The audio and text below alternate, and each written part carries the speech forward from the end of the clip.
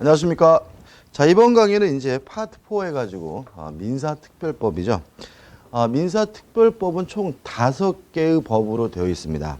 출제는 15% 출제되게 딱 못 받게 있거든요. 그러면 40문제 15%니까 6문제죠. 6문제가 나와야 되고요. 법은 5개예요. 그러면 이제 어떻게 되죠? 각각의 법에서 한 문제씩 내고요. 그 5개까지 법 중에서 한 개의 법에서 2문제를 내서 6문제를 맞히고 있거든요. 근데 최근 출제 경향은 맨 마지막에 있는 부동산 실권리자 명예득에 관한 법률에 의해서 2문제를 계속해서 출제하고 있습니다. 그럼 여러분들이 이제 어떻게 하겠어요? 그러니까 부실법은 부동산 실명법은 양이 굉장히 적습니다. 그런데도 불구하고 2문제를 출제하고 있기 때문에 좀 까다로울 수도 있고 사례 문제니까 좀 부동산 실명법은 맨데 있지만 좀 신경을 쓰시고요. 그 다음에 나머지 법들은 중요한 부분 위주로 확실하게 학습해 주신다면 충분히 맞출 수가 있습니다. 자, 페이지 458페이지죠. 458페이지 보시면 주택임대차보호법이 나와요. 일단 기본적인 생각은 법 제목이죠. 주택임대차보호법 얘기죠. 그러면 결국은 임대차 중에서 주택에 관한 임대차를 특별히 보호하는 법이 뭐예요? 주택임대차보호법이니까 첫 번째 신경 쓴 것은 1번 목적 및 적용 범위죠. 주택임대차보호법은 주택에 관한 임대차에 대해서만 적용이 됩니다. 그러면 주택이 뭐냐? 주택은 다 아시다시피 주거용 건물이죠. 주거용 건물에 관한 임대차에 대해서만 주택임대차보호법이 적용되는데 여러분들이 확실히 숙지해야 될 것만 먼저 말씀드리면 첫째, 형식적으로 판단하지 않고 실질적으로 판단한다. 무슨 말이죠? 건축물 대장 같은 거 발급받아 보시면 거기에는 건물의 용도가 나와 있어요. 뭐 당구장이다, 사무실이다, 뭐 이런 거. 근데 이런 형식상의 용도를 가지고 판단하는 것이 아니라 실질적으로 먹고 자고 싸느냐, 이거 가지고 판단한다는 거죠. 다시 말하면 건축물 관리대장의 용도가 뭐 당구장 이렇게 되어 있더라도 실제로 그것을 주거용으로 사용하고 있다면 주택임대차보호법을 적용합니다. 중요하고요. 두 번째 생각해야 할 것은 임대차 계약 시를 기준으로 합니다. 무슨 말 아시겠죠? 주거용 건물이냐 아니냐 판단하는 기준 시점은 언제죠? 임대차 계약 시예요. 따라서 계약할 당시에 주거용이면 주택임대차보호법이 적용되고 계약할 당시에는 주거용 건물이 아니었는데 나중에 개조를 해가지고 주거용 건물로 쓰고 있더라도 주택임대차보호법이 적용되지 않고요. 그 다음에 세 번째로 일부가 비주거용으로 사용되고 있더라도 주택임대차보호법이 적용됩니다. 다시 말하면 전체가 다 주거용 건물이어야 하는 것은 아니고요. 일부분이 비주거용으로 쓰이고 있더라도 뭐가 적용되죠? 주택임대차보호법이 적용이 되고요. 그 다음 네 번째로 임차인입니다. 임차인은 원칙적으로 자연인이어야 돼요. 다시 말하면 사람이어야 되겠죠. 자연인이라면 그 사람이 내국이든 외국인이든 상관이 없어요. 따라서 국적이 외국인이라 하더라도 임차인이 자연인이기만 하면 주택임대차보호법이 적용이 되고요. 다만 문제가 되는 것은 임차인이 법인인 경우에 주택임대차보호법이 적용되느냐 문제죠. 일단 원칙 주택임대차보호법이 적용되지 않습니다. 일단 기본적인 논거는 뭐예요? 법인은 먹고 자고 쌀 수가 없으니까 그러겠죠. 그죠? 자, 그러면 항상 주택임대차보호법이 적용되지 않느냐? 최근에 개정을 했어요. 예외적으로 법인이 임차인인 경우에도 주택임대차보호법이 적용되는 경우가 있는데 두 가지를 기억하시면 돼요. 첫째, 법인인 임차인이 LH공사거나 지방공사인 경우에는 주택임대차보호법이 적용이 된다. 이렇게 그냥 기억해 두시면 돼요. 그 다음에 두 번째, 법인인 임차인이 중소기업인 경우에는 주택임대차보호법이 적용될 수 있다라고 기억하시고 이걸 확실하게 숙지하신 후에 교재 내용을 꼼꼼히 읽어보시면 돼요. 교재 보시면은 적용 배제 나와 있고 우측 하단에 보시면 핵심, 적용 배제는 당연한 거죠. 일시 사용을 위한 임대차는 뭐예요? 여관방에서 하룻밤 자는 거죠. 뭐 펜션에서 하룻밤 자는 경우죠. 이런 경우는 당연히 주택임대차보호법 적용되지 않고요. 그 다음에 또 이거죠. 임차인이 법인인 경우에 원칙적으로 적용되지 않는다는 말이 나오고 판례는요. 이걸 외우는 게 아니라 한번 쭉 소설책 보듯이 읽어보면 됩니다. 자, 그 다음에 주택임대차보호법이죠. 따라서 주택에 관한 임대차를 특별히 뭐하고 있어요? 보호하고 있어요. 그러면 보호하는 내용들이 나오는데 첫째 뭐냐면 460페이지에 주택임대차를 보호하기 위해서 존속기간을 보장하고 있다. 존속기간을 몇 년을 보장하고 있냐면 2년을 보장하고 있죠. 그래서 우리가 임대차는 민법상 임대차는 원칙적으로 최단 기간을 보장하지 않아요. 그렇지만 주택임대차는 몇 년을 보장합니까? 2년을 보장하게 되고요. 그 다음에 존속기간을 보장한다는 같은 차원에서 법정갱신, 묵시적갱신이 인정이 되는데 일단 요건입니다. 요건이 두 가지예요. 임대인에게는 만료 전 6월부터 1월이고요. 임차인에게는 만료 전 1월이에요. 요 사이에 나가겠다 또는 뭐 나가라는 특별한 의사표시가 없으면 자동으로 갱신되는데 이게 뭐죠? 주택임대차의 법정갱신이에요. 조심할 것은 임대인의 요건과 임차인의 요건이 다르다는 거죠. 임대인은 법정갱신이 안 되도록 막으려면 최소한 언제부터 언제까지 나가라고 해야 되냐면 만료 전 6월부터 1월까지 나가라고 해야 돼요. 임차인이 법정갱신되는 것을 막으려 한다면 만료 전 1월까지만 어떻게 해요? 나가겠다고 하면 된다는 거 주의하시기 바라고요. 그 다음에 효과입니다. 법정갱신되면 존속기간은 또다시 2년이 됩니다. 그래서 우리가 전세권의 경우에는 존속기간이 약정이 없는 거고 또 민법상 임대차에도 법정갱신되면 존속기간이 약정이 없는 건데 주택임대차는 법정갱신되면 또다시 몇 년이죠? 2년이에요. 다만 주의하실 것은 존속기간이 2년이라 그래서 임차인이 꼭 살아줘야 될, 거주해줘야 될 의무가 있는 것은 아니기 때문에 법정갱신이 된 경우 임차인은 언제든지 자유롭게 해지 통지할 수 있고요. 임차인이 해지 통지를 하게 되면 3월이 경과하면 임차권이 소멸되게 된다는 것까지 꼭 기억해 주시기 바랍니다. 그죠? 간단하죠. 그 다음에 이제 두 번째, 주택 임차권을 보호하기 위해서 또 뭘 인정하고 있냐면 우측 하단에 나와 있는 것처럼 대항력을 인정하고 있습니다. 다시 말하면 임차권은 물권이 아니라 채권이기 때문에 원칙적으로 뭐가 없죠? 대항력이 없죠. 다만 주택 임차권은 462페이지 보시면 인도를 받고 주민등록하면 이길 날 뭐가 생겨요? 대항력이 생기게 되죠. 자, 그럼 일단 우리가 알고 있는 건데 다시 한번 점검을 하지만 주민등록하면 이길 날 대항력이 생기면 집주인이 바뀌더라도 새로운 집주인에게 뭐 할 수 있어요? 대항할 수 있고 새로운 집주인에게 보증금 반환을 청구할 수 있다는 건 너무나 당연한 거고요. 문제는 이길 날 대항력이 생긴다는 말은 결국은 그 주민등록을 한 이길과 최우선순위 저당권과 비교해가지고 소멸 여부를 판단하는 뭐가요? 기준을 적용한다는 거죠. 이게 핵심이죠. 그죠? 다시 말하면 주택 임차권자는 인도받고 주민등록하면 이길 날 뭐가 생기죠? 대항력이 생깁니다. 대항력이 이길 날 생긴다는 말은 그 이길과 최우선순위 저당권과 비교해가지고 뭘요? 소멸 여부를 판단하게 됨을 주의하시기 바라고요. 이건 우리가 계속해서 했던 거고 앞으로 보세요.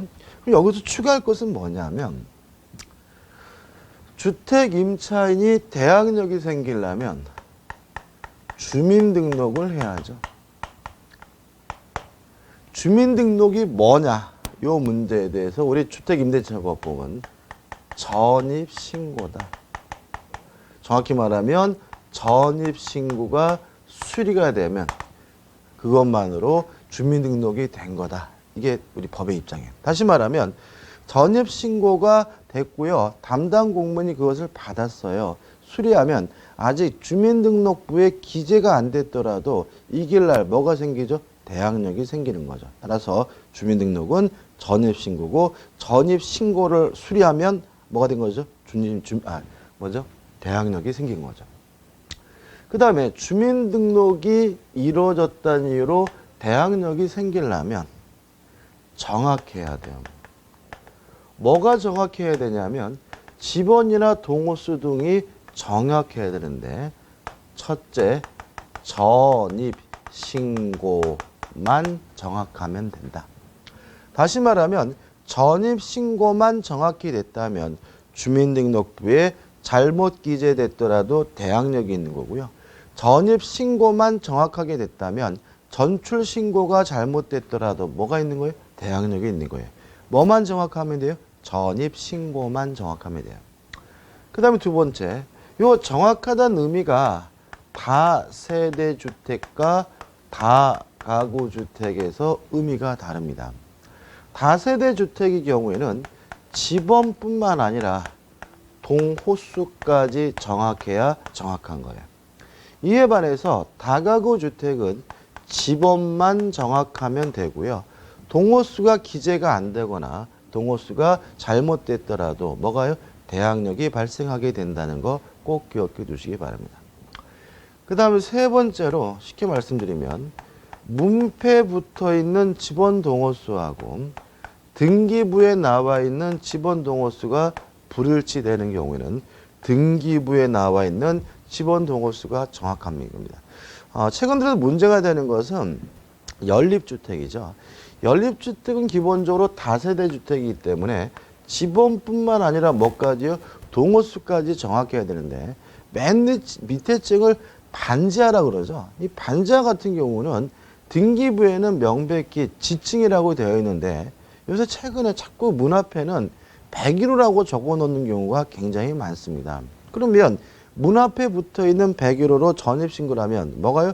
대항력이 안 생기고요. 등기부에 나와 있는 지층이라고 전입신고를 해야지만 대항력이 생긴다는 거 주의하시기 바랍니다. 그 다음 네 번째, 흔한 건 아니지만 등기부에 나와 있는 지번하고 대장에 나와 있는 지번이 불일치되는 경우도 있어요. 그때는 대장이 정확한 겁니다. 따라서 이런 경우는 대장 등기부에 나와 있는 지번대로 전입신고를 하게 되면 대항력이 생기지 않는다는 것이 판례 입장이니까 좀 주의하시기 바랍니다. 교재에 그러한 내용이 464페이지까지 나와 있으니까 한번 보시기 바라고, 그 다음에 2번 대항력의 내용, 1번 양수인 새로운 집주인에게 대항할 수 있고요. 새로운 집주인에게 보증금 반환을 청구할 수가 있고요. 2번 제3자에 대한 관계, 결국은 저당권자 등 말하겠죠. 그래서 대항력을 취득한 시점, 전입신고한 이 길과 최우선순위 저당권과 비교해가지고 우선순위를 따져서 소멸 여부가 결정되고요. 우측에 3번 해가지고 대항력을 갖춘 주택임차인이 전세권 등기도 한 경우가 나와 있는데 이건 우리 판례가 별개의 권리로 이해합니다. 원래는 전세권 등기를 했으면 전세권자고 주택임차권이 아니다 이렇게 가야 되는 것이 맞는데 너무 민법의 전세권이 세입자에게 불리한 상태이기 때문에 주택임차인이 전입신고까지 했다면 판례는 기본적으로 그 사람은 전세권도 있고 주택임차권도 있고 두 가지 권리를 완전히 별개의 권리로 이해하고 있다는 거 좀 생각하시고 교재 내용 보시면 되고요. 판례도 어떻게 해요? 같은 취지니까 한번 쭉 보시기 바랍니다. 그 그다음에 이제 467페이지 오시면 차임 보증금의 뭐죠? 증감 청구권이 나와요. 일단 차임 증감 청구, 경제 사정 등의 변동에 의해서 차임이 현실적이지 않다면 증감을 청구할 수가 있고요. 2번 차임 등에 대한 증액 제한이죠.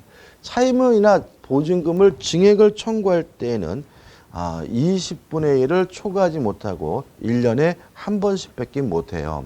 근데 이것도 전세권에서 말씀드린 것처럼 계약 기간 중 일방적으로 증액하는 경우에만 제한이죠. 따라서 증액에 대해서만 제한이 있는 거예요. 감액에 대해서는 제한이 없는 거고요. 또 계약 기간 중 증액하는 경우에만 제한인 거예요. 따라서 임대차 계약이 종료하면서 재계약을 할 때 증액하는 경우에는 아무런 제한이 없다는 거 꼭 뭐 하셔야 돼요? 숙지하셔야 되겠죠. 3번 월 전환 시 산정률의 제한은 뭐냐면 최근에 이제 우리가 전세였는데 월세로 전환하는 경우가 많죠. 그죠? 그래서 보증금을 월세로 바꿀 때 그 산정률을 일정한 범위를 초과할 수가 없다는 얘기거든요. 일단 두 가지가 있습니다. 7조 2를 보시면 1호 해가지고 은행에 한국은 일해 가지고 나와 있는데 이거는 대통령령으로 일할 해가지고 10%로 제한되어 있고요. 2번은 한국은행 기준금리에다가 4배를 곱한 금액입니다. 4배를 곱한 금액, 이 둘 중에 작은 것을 뭐 하지 못하냐면 넘지 못해요. 그래서 현재 지금 기준금리가 얼마죠? 갑자기 떠오르질 않는데 지금 현재 기준금리가 갑자기 떠오르질 않는데 그 4배를 하더라도 10%가 안 되죠. 그죠? 요새 금리가 너무 싸기 때문에. 그렇기 때문에 현재는 한국은행 기준금리에다가 4배를 곱한 금액을 넘지 못하도록 되어 있다는 거 유의하시기 바랍니다. 그 다음 넘겨보시면 보증금의 해수가 나오죠. 자, 주택 임대차를 특별히 보호하기 위해서 보증금을 해수해가지고 주택 임차인에게도 뭘 인정하냐면 우선 변제권을 인정하고 있습니다. 요건은 다 아시다시피 인도받고 주민등록을 했어요. 대항 요건을 갖추고 있는 사람이 뭐까지 갖추면요? 확정 일자까지 갖추면 이때는 무엇을 인정합니까? 우선 변제권을 인정해 주는데 누누이 말씀드리지만 우선 변제권이라는 것은 우선해서 돈을 받는다는 말이 아니라 배당 순위가 주어진다는 거죠. 따라서 확정 일자를 하면 우선 변제권이 갖게 된다는 말은 결국 이 확정 일자를 기준으로 해서 뭐가 결정된다는 거죠? 배당 순위가 결정된다는 말이죠. 그죠? 그럼 여기서 이제 우리가 저당권하고 전세권에도 했지만 주민등록을 하면 이길날 대항력이 생긴다는 말은 그 이길과 최우선순위 저당권과 비교해서 소멸 여부를 결정한다는 말이고요. 소멸이 되면 배당을 받는데 그 배당 순위는 무엇을 기준으로 해서요? 확정 일자일을 기준으로 해서 배당 순위가 주어진다는 거 꼭 기억해 두시기 바랍니다. 그래서 1번 요건 나와 있고 2번 당연히 임대차 존속 중이라도 경매가 되면 배당받을 수 있다. 우선 변제 받을 수 있고요. 3번이 나와 있는데 보증금 전액을 배당받지 못한 임차인이 나와 있죠. 좀 생각해 볼 필요가 있어요. 예를 들어 가지고 1순위가 갑 앞으로 저당권이 설정돼 있고 2순위가 을이라는 주택 임차권이 있고요. 이 사람이 인도받았고 주민등록도 했고 확정 일자까지 했어요. 이런 상태에서 경매가 되면 저당권은 무조건 소멸되고 주택 임차권도 최우선 순위 저당권보다 후순위니까 무조건 뭐가 돼요? 소멸돼야 되죠. 그죠? 소멸되고 배당 순위는 갑이 1순위이고 을이 뭐예요? 2순위예요. 이런 경우에는 돈을 을이 덜 받았다 하더라도 버틸 수는 없는 거고요. 무조건 소멸된 것이니까 당연히 경락인하게 대항할 수 없고 뭐에 대해 집을 비워줘야 되는 건 당연한 거죠. 왜요? 최우선순위 저당권보다 늦었기 때문에요. 그죠? 이해되시죠? 근데 문제는 이 교재에서 다루고 있는 문제는 이런 문제입니다. 지금 을이라는 사람이 주택 임차권을 취득했고요. 이 사람이 인도받았고 주민등록을 했는데 확정 일자를 하지 않은 상태에서 두 번째 갑 앞으로 저당권이 설정됐고요. 그래서 부랴부랴 을이 뭐죠? 확정 일자까지 갖추게 됐다. 지금 오늘 하는 부분이 이해가 안 된다면 여러분들 어디 들어가서 다시 점검해 보셔야 돼요. 전세권으로 들어가 다시 한번 점검해야 되겠죠. 저당권까지 보시는 게 좋죠. 자, 이렇게 넘겨보죠. 자, 그러면 경매가 되면 첫째, 모든 저당권은 무조건 소멸되니까 갑 소멸되고요. 을의 주택 임차권은 최우선 순위 저당권보다 빠르기 때문에 뭐 되지 않아요? 소멸되지 않죠. 그럼 배당도 누구만 받아요? 갑만 받고 을은 소멸되지 않으니까 살다가 계약 기간이 끝나면 경락인으로부터 임차보증금을 뭐 하면 돼요? 반환받으면 되거든요. 근데 문제가 이거를 자꾸 이해를 못 하시는 바보들이 있어요. 그냥 걱정 없이 살면 되는데 걱정이 많죠. 집이 경매가 됐으니. 그래가지고 무작정 쓸데없는 배당을 받겠다라고 선택하는 경우가 있어요. 그럼 원래 배당을 선택하게 되면 이 주택 임차권은 뭐가 돼요? 소멸되고 배당 순위는 확정 일자일을 기준으로 하기 때문에 1순위가 오히려 누구예요? 갑이고 2순위가 누구예요? 을이기 때문에 이때 갑이 받아보고 남은 게 있다면 을은 돈을 못 받는 일이 발생한다는 거죠. 교재 내용 이 내용인 거예요. 이해되시죠? 그러면 이 사람은 배당을 받았으니까 무조건 소멸돼야 되느냐? 이때는 소멸되지 않는다. 왜냐하면 얘는 배당을 선택 안 했으면 뭐 하지 않았을 임차권이에요? 소멸되지 않았을 임차권이기 때문에. 그러면 잔액을 누구한테 받으면 돼요? 살다가 임대차 계약이 끝나면 경락인한테 잔액을 뭐 하면 돼요? 돌려받으면 되는 거거든요. 근데 문제 또 생겼어요. 요 주택이 또 경매가 됐어요. 2차 경매가 됐더니 요 을이 자기도 배당 받겠다라고 우선 변제권을 또 행사하는 거예요. 이건 인정 안 되는 거예요. 어차피 처음에도 인정해 줄 필요도 없었던 거거든요. 왜요? 인정 안 해주더라도 얘는 뭐 되지 않았어요? 소멸되지 않았으니까 경락인에게 나중에 잔액을 반환받으면 그만인 거죠. 다시 말하면 얘는 두 번째 경매 절차에서 우선 변제 받을 수 없다. 배당 순위가 주어지지 않는다는 것까지 좀 이해해 두시기 바랍니다. 교재도 꼼꼼히 보시고요. 그 다음 넘겨보시면 이제 4번 해가지고 임차인이 지위를 승계한 금융기관은 임차인의 우선 변제권을 행사할 수 있다. 자, 이게 무슨 말이냐면 최근에 보증금 담보대출을 많이 하죠. 그렇죠? 전세자금 대출이요. 그리고 왜 하냐면 만약에 임차인이 만약에 대출금을 변제하지 않으면 금융기관은 임차인의 보증금 반환 채권을 행사하겠다는 거죠. 따라서 임차 목적물이 경매가 되면 금융기관은 임차인이 가지고 있던 그 우선 변제권을 행사할 수는 있어요. 이해되시죠? 다만 주의하실 것은 뭐냐 하면 임대차 계약을 해지할 수는 없다는 거 주의하시기 바랍니다. 누군요? 금융기관이. 예를 들어서 이런 거죠. 자, 지금 2년 계약을 하고 보증금 담보대출, 보증금을 대출해 줬는데 6년이 지났는데도 불구하고 임대차 계약이 유지가 되고 있다는 이유로 대출금을 상환을 안 해요.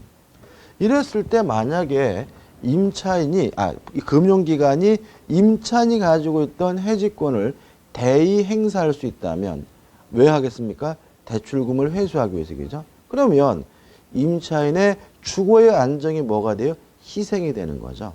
따라서 우선 변제권은 행사할 수 있지만 해지권은 대의 행사할 수 없다는 거 꼭 기억해 두시고 이 부분은 최근에 개정된 사항이니까 꼭 기억해 두셔야 돼요. 그 다음 우측에 보시면 이제 2번에서 임차인은 집을 비워주지 않아도 강제 경매를 청구할 수 있다는 거 꼭 기억해 두시기 바랍니다. 전세권과 차이점이죠. 그 다음에 이제 3번에서 소액보증금의 보호가 나오죠. 개념은 뭐냐면 보증금 중에 일정 금액에 미달하는 소액 임차 보증금에 대해서는 보증금 중 일정액에 대해서 최우선 변제권을 인정해 준다는 거죠. 다시 말하면 이 소액 임차 보증금 최우선 변제권은 모든 주택 임차인에게 인정되는 것이 아니라 일정 금액을 정해놓고 그 금액에 넘지 않는 주택 임차인에게만 인정되고요. 또 보증금 전액에 대해서만 최우선 변제권을 인정하는 것이 아니라 보증금 중 일정 금액에 대해서만 최우선 변제권을 인정하는 거죠. 넘겨보시면 박스가 나오죠. 이 박스를 외울 필요는 없는데 일단 서울을 기준으로 하면 지금 현재 어떻게 돼요? 임차 보증금이 9,500만 원 이하라면 얼마까지요? 3,200만 원까지 최우선 변제권을 인정해 주고 있고요. 주의하실 것은 나번해가지고 요 소액 임차 보증금이 아무리 많더라도 건물가액의 2분의 1을 초과할 수 없다는 거 주의하시기 바라고요. 그 다음에 다번해가지고 주택 임차인이 여러 명인데 그들이 함께 가정 공동 생활을 했다면 합산해서 소액인지 아닌지 여부를 판단하게 됨을 주의하시기 바랍니다. 판례는 뭐 큰 의미는 없고요. 일단 가장 중요한 것은 요 소액인지 아닌지를 판단할 때는 보증금은 고려하지 않고 월세는 고려하지 않고 보증금만 가지고 따지게 된다는 것도 주의하시기 바라고, 마지막으로 소액 임차 보증금에 해당하는지 아닌지는 현재 제도가 아니라 최우선순위 저당권이 설정될 당시의 제도를 기준으로 해서 판단하는 것이 우리 판례 입장이라는 것도 좀 기억해 두시기 바랍니다. 그 다음에 넘겨보시면 이제 뭐가 나오냐면 임차권 등기 명령 제도가 나와요. 일단 임차권 등기 명령 제도는 왜 인정하는 거냐면 쉽게 말하면 거주 이전의 자유를 보장하기 위해서 인정하는 제도입니다. 다시 말하면 임차인이 대항력과 우선 변제권을 가지려면 인도받고 거주하고 주민등록도 하고 확정일자도 해야 되는 거죠. 따라서 만약에 다른데 뭐 어떤 발령이 나거나 뭐 어떤 이사 갈 일이 필히 있어서 필요적인 이유가 있어서 다른 데로 이사 가게 되면 원래 가지고 있던 대항력과 우선 변제권이 소멸돼 버리기 때문에 이사를 못 간다는 심각한 문제가 있습니다. 이런 문제를 보완하기 위해서 인정하는 제도가 뭐냐면 주택 임차권 등기 명령 제도입니다. 따라서 우측의 메뉴에 신청은요. 모든 주택 임차인이 신청할 수 있는 것은 아닙니다. 임대차 계약이 종료됐는데도 불구하고 보증금을 반환받지 못하고 있는 주택 임차인만이 임차권 등기 명령을 신청할 수가 있고요. 2번 관할 법원은 임차주택의 소재지 법원이라는 거 기억해 두시기 바라고요. 그 다음에 3번 비용은 물론 누가 부담해야죠? 임대인이 부담해야 되겠죠. 효력은 이사 가더라도 대항력권을 상실하더라도 원래 가지고 있던 대항력과 우선 변제권이 유지가 된다는 것이 가장 중요한 효력이죠. 그죠? 물론 없던 사람은 대항력과 우선 변제권이 뭐 하겠어요? 생기겠지만 이사 가더라도 대항력권을 상실하더라도 원래 가지고 있던 우선 변제권과 대항력이 뭐 되지 않습니까? 소멸되지 않고 유지가 되고요. 주의할 것은 나번인데 자, 임차권 등기 명령제도에 따라서 임차권 등기를 하면 이사 가더라도 안심할 수 있죠. 그러면 집이 비면 임대인이 그 주택을 다른 사람한테 또 세를 줄 수가 있거든요. 요 새로 이사 온 사람에게는 소액 임차 보증금에 해당하더라도 최우선 변제권을 인정하지 않는다는 것까지 꼭 기억해 두시기 바랍니다. 끝입니다. 그 다음에 마지막으로 7절 주택 임차권의 승계입니다. 자, 이런 문제죠. 사실혼 관계에 있는 배우자는 상속권은 없어요. 다만 주택 임차권의 승계권은 인정하고 있습니다. 어떻게 인정하냐면 임차인이 사망을 했는데 상속인이 없으면 사실혼 관계에 있는 배우자가 단독으로 승계를 받고요. 상속인이 있다면 이촌인의 친족과 공동으로 승계를 받습니다. 주의하실 것은 이 사실혼 관계에 있는 배우자가 임차권을 승계하는 제도는 주택 임대차에만 있는 겁니다. 전세권에 이런 제도 없고요. 또 민법상 임대차에도 이런 제도 없고요. 상가 건물 임대차에도 이런 제도가 없고 오직 주택 임대차에게만 사실혼 관계에 있는 배우자에게 임차권 승계 제도를 인정하고 있다는 거 꼭 기억해 두시기 바랍니다. 자, 476페이지 오시면 이제 대표 예제가 있죠. 굉장히 중요한 문제고 우리가 전에 한번 다뤘던 문제입니다. 보죠. 갑은 을을 채권자로 하는 소에게 저당권이 설정된 무의 아파트를, 아파트니까 뭐죠? 주택이죠. 3년 기한으로 임차에 거주하고 있는 중에 무가 다시 병으로부터 금전을 대출받고 저당권을 설정하여 주었다. 갑은 이사 오면서 즉시 주민등록 전입신고를 하였으나 확정일자는 병의 저당권 설정 이후에 받았다. 그럼 생각해 보자고요. 지금 맨 앞에 을 앞에 뭐가 설정되어 있냐면 저당권이 설정되어 있고요. 이런 상태에서 갑이 주택 임차권을 취득했는데 이 사람 바로 이사 왔고 전입신고 주민등록까지는 했죠. 근데 확정일자를 안 하고 있는 상태에서 병 앞으로 저당권이 설정이 되고요. 그러나서 갑이 부랴부랴 확정일자를 받았다. 기억나시나요? 전에 우리가 했던 사례입니다. 아주 시험에 잘 나오는 사례죠. 그래서 보시면 아무튼 이제 옳지 않은 걸 찾죠. 그죠? 잘 생각해 보자고요. 경매가 진행이 되면 누가 경매를 신청했든지 간에 모든 저당권은 무조건 소멸되니까 을 저당권 소멸되고 병 저당권 소멸이 됩니다. 그 다음에 주택 임차권과 같은 용인권은 최우선순위 저당권과 비교해서 소멸 여부가 결정되기 때문에 갑주택 임차권도 무조건 뭐가 돼요? 소멸됩니다. 소멸되면 이제 뭘 받아요? 배당을 받는데 등기된 권리라면 등기된 시점, 확정일자부 임차권은 확정일자일을 배당순위로 하기 때문에 을이 1순위고 병이 2순위고 갑이 뭐죠? 3순위입니다.